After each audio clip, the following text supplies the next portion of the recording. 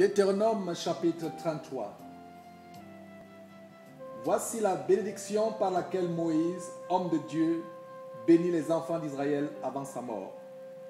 Il dit: L'Éternel est venu du Sinaï, il s'est levé sur eux de Séhir, il a resplendi de la montagne de Paran, et il est sorti du milieu de saintes myriades. Il leur a de sa droite envoyé le feu de la loi. Oui, il aime les peuples. Tous ses saints sont dans ta main. Ils se sont tenus à tes pieds. Ils ont reçu tes paroles. Moïse nous a donné la loi, héritage de l'assemblée de Jacob. Il était roi en Israël, quand s'assemblaient les chefs du peuple et les tribus d'Israël. Que Ruben vive et qu'il ne meure point, et que ses hommes soient nombreux. Voici sur Juda ce qu'il dit: Écoute, ô Éternel, la voix de Juda, et ramène-le vers son peuple.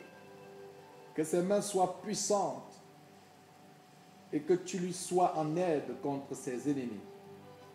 Sur Lévi, il dit: Les Tumim et les Urim ont été confiés à l'homme saint, que tu as tenté à Massa, et avec qui tu as contesté aux eaux de Mériba. Lévi dit de son père et de sa mère: Je ne les ai point vus. Il ne distingue point ses frères. Il ne connaît point ses enfants. Car ils observent ta parole et ils gardent ton alliance. Ils enseignent tes ordonnances à Jacob et ta loi à Israël. Ils mettent l'encens sous tes narines et l'holocauste sur ton autel. Bénis sa force, ô Éternel. Agrée l'œuvre de ses mains. Brise les reins de ses adversaires et que ses ennemis ne se relèvent plus. Sur Benjamin, il dit: C'est le bien-aimé de l'Éternel. Il habitera en sécurité auprès de lui. L'Éternel le couvrira toujours et résidera entre ses épaules. Sur Joseph, il dit: Son pays recevra de l'Éternel, en signe de bénédiction, le meilleur don du ciel, la rosée, les meilleures eaux qui sont en bas, les meilleurs fruits du soleil, les meilleurs fruits de chaque mois, les meilleurs produits des antiques montagnes, les meilleurs produits des collines éternelles, les meilleurs produits de la terre et de ce qu'elle renferme. Que la grâce de celui qui a paru dans le buisson vienne sur la tête de Joseph, sur le sommet de la tête du prince de ses frères. De son taureau premier-né, il a la majesté. Ses cornes sont les cornes du buffle. Avec elles, il frappera tous les peuples, jusqu'aux extrémités de la terre. Elles sont les myriades d'Éphraïm. Elles sont les milliers de Manassé. Sur Zabulon, il dit: Réjouis-toi, Zabulon, dans tes courses, et toi, Issachar, dans tes tentes. Ils appelleront les peuples sur la montagne. Là, ils offriront des sacrifices de justice, car ils suceront l'abondance de la mer et les trésors cachés dans le sable. Sur Gad, il dit: Béni soit celui qui met Gad au large. Gad repose comme une lionne.